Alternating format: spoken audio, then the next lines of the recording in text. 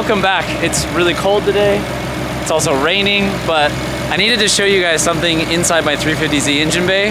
So hang tight, let's take a look real quick.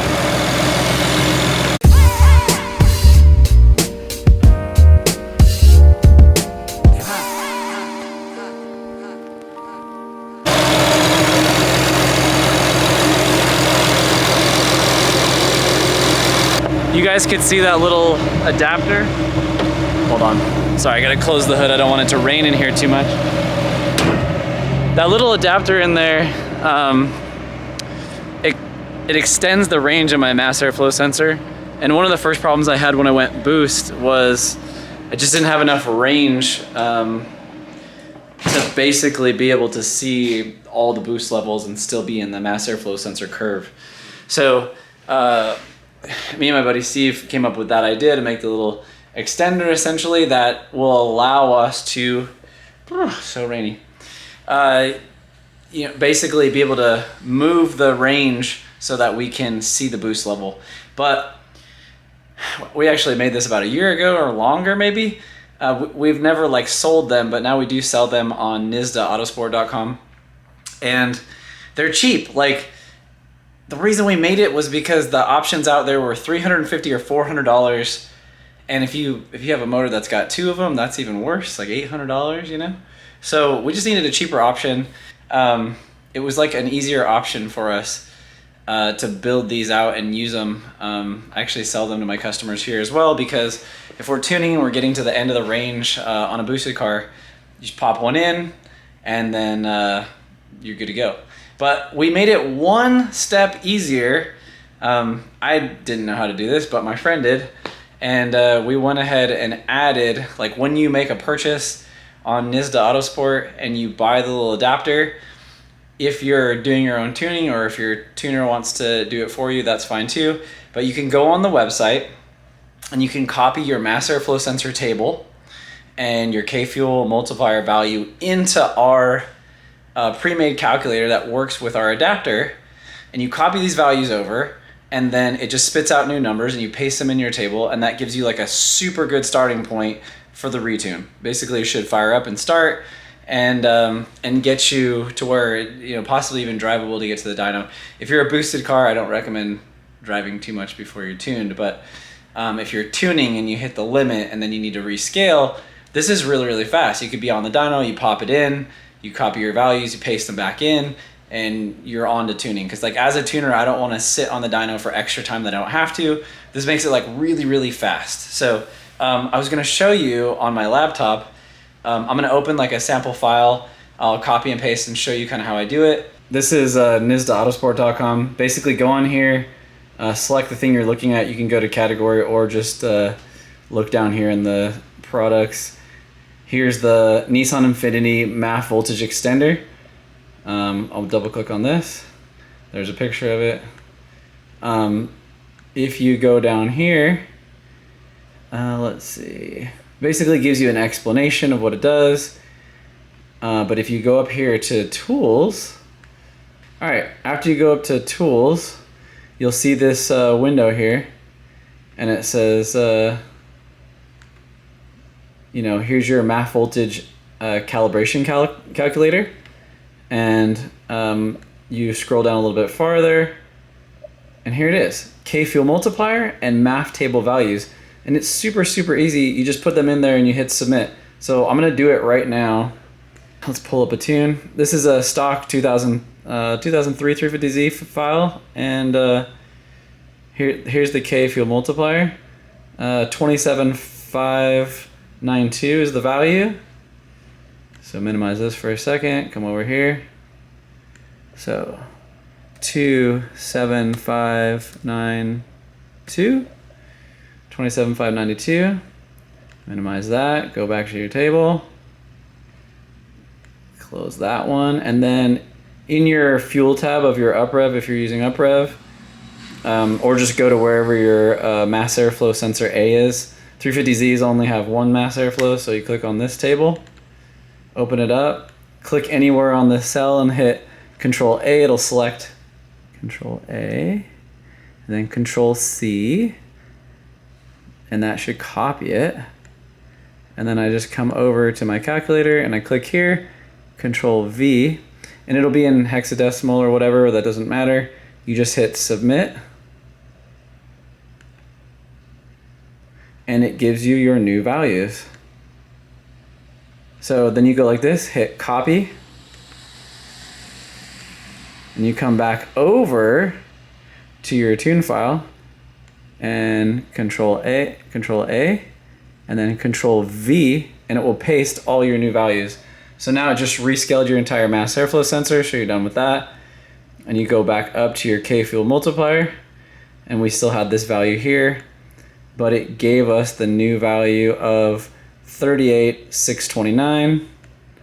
So you just go back into here and type in 38,629, or you can copy it either way, and that's it. And then you just flash that into the car, and now you're scaled for the new mass airflow sensor. I ran this on my car, and I think the highest boost I saw was about 14 pounds of boost. And my mass airflow sensor is in a 3-inch tube, which is pretty common for a turbo kit.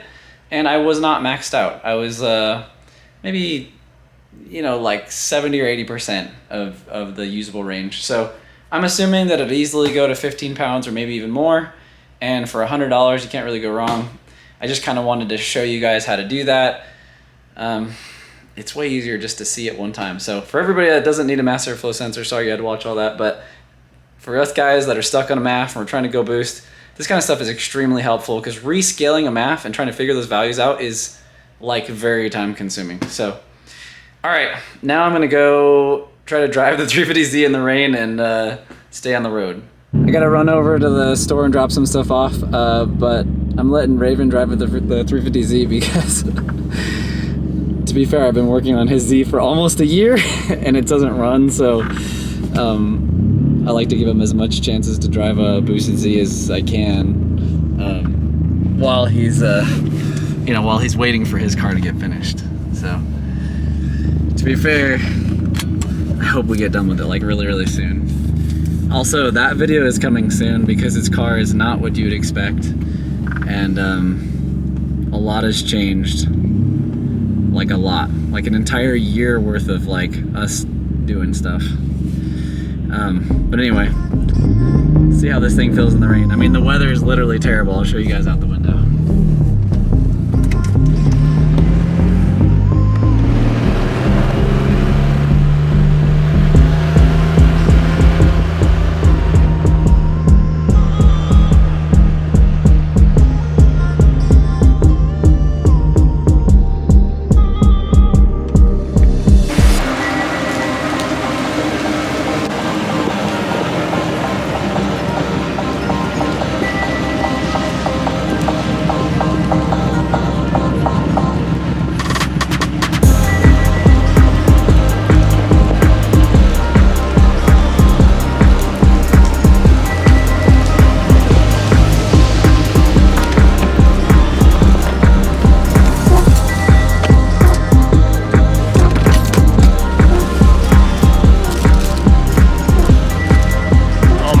Thank you. Oh, the day just got like so much better. Coffee.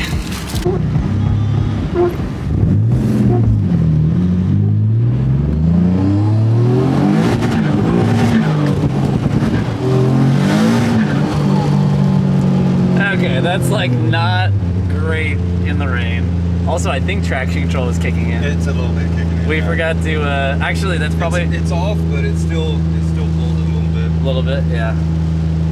Sheesh.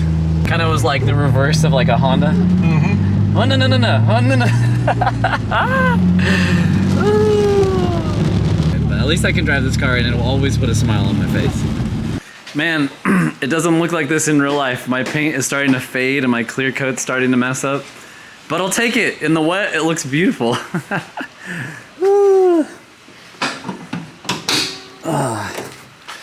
Okay, back at work. Today I have a customer that came to me a few months ago, just before Black Friday, and asked what he could do to his stock Honda Prelude.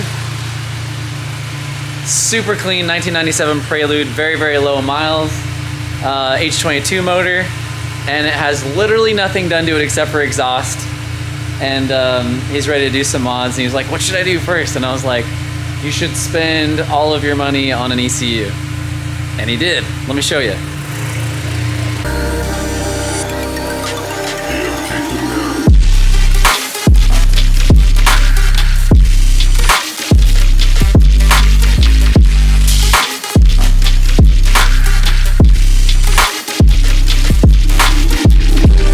Don't mind the mess, we're still cleaning stuff up, but Black Friday he purchased the Haltech Elite 1500, and they have a plug and play jumper harness, and then because it's OBD2, we had to jump from OBD1 to OBD2, and we're all set up. We wired in the wideband as well, and you basically just have to run vacuum to this, and we're all running. So now I just have to strap her to the dyno and get the tune going.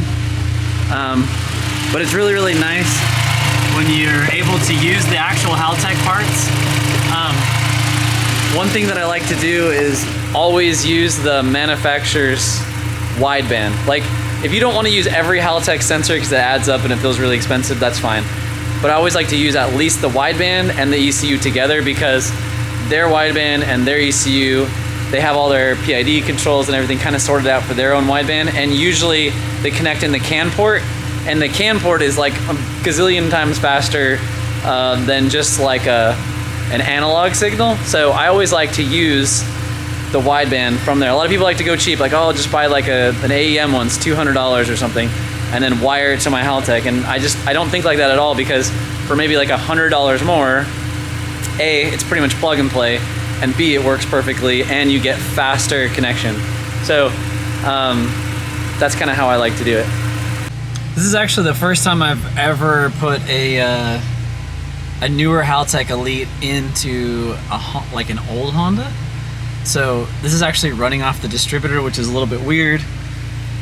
Usually most standalone cars we're switching to a better trigger system than just the factory distributor, but it's doing pretty good so far, and we could probably switch it up once he goes boost, possibly. He'll have the ability to do that with this big old Elite ECU. Right now I'm just getting the car idling and starting to work on the tune a little bit, and I'll as soon as I get to some wide open throttle pulls, I'll go ahead and film that so we can see what it sounds like. This car's pretty loud for a 2.2 liter, so I wonder what it'll make. Like 180 maybe? 190? I don't know.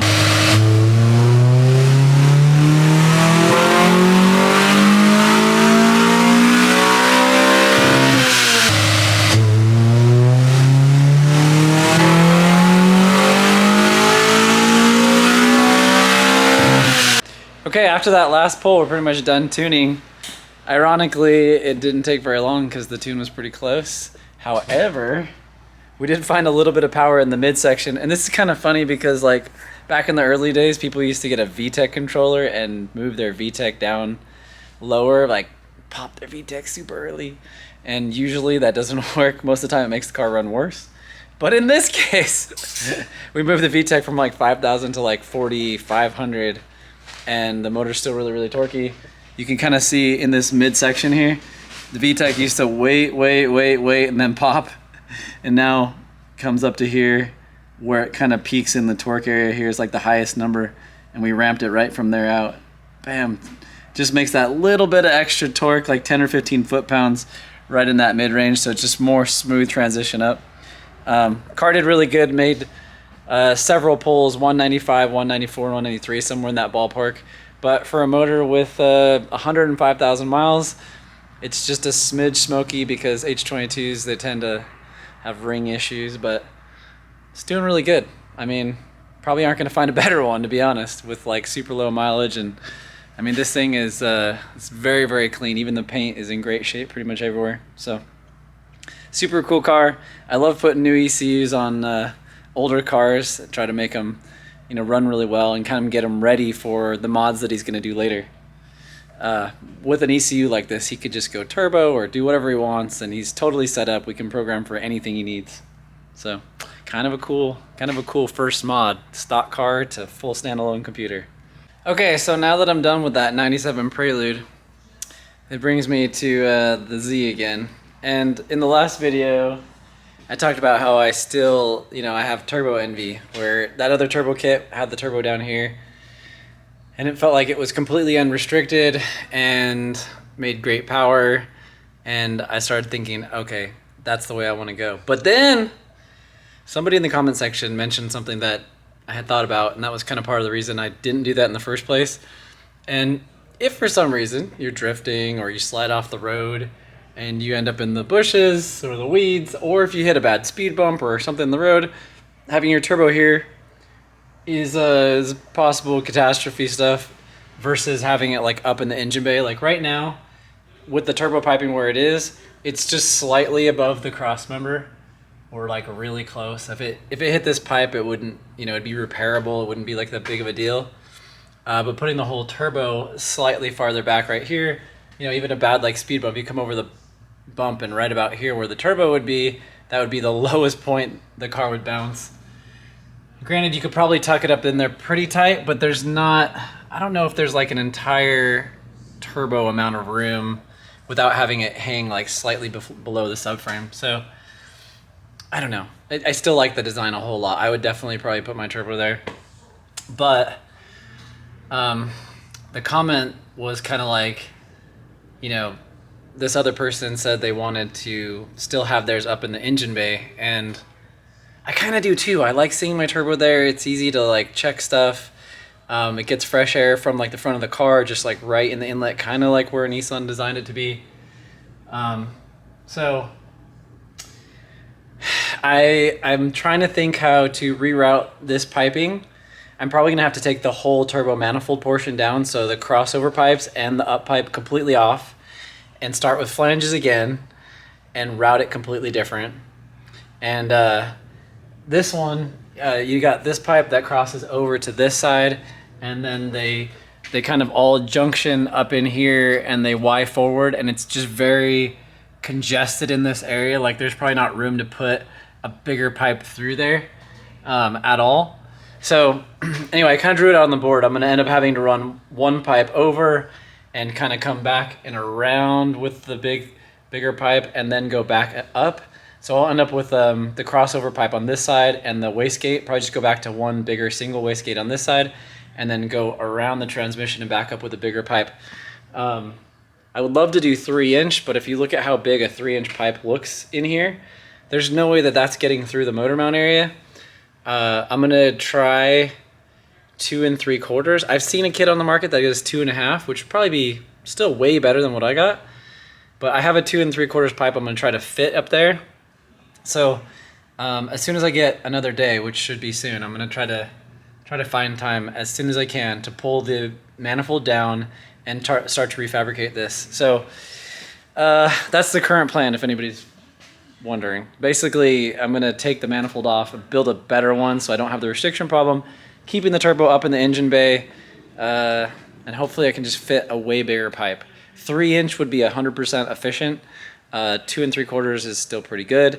2.5 is like, it's bigger, but it's like, I don't know if it's enough, bigger. So 2.5 would be like the minimum size that would be good, I think, for this car to make 500 like reliably.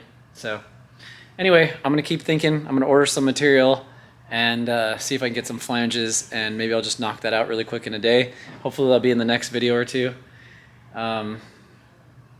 Yeah, anyway, good to see you guys again. I told you I'd be back in a few days, and I was, so. Anyway, thanks for watching the video, and that'll be it for this time, but we'll see you guys in a few days.